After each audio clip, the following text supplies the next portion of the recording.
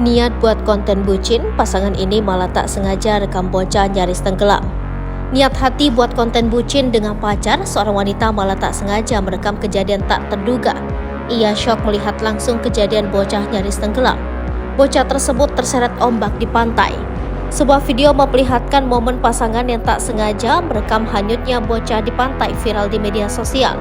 Video tersebut dibagikan oleh akun I'm Not a Kids di TikTok. Panik, mampus gue, trauma banget sampai sekarang kalau ngeliat anak-anak, tulis akun tersebut.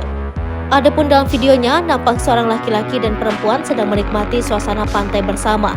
Kemudian ada dua orang bocah yang melewati mereka dan menyapanya. Enggak berenang, tanya salah satu bocah.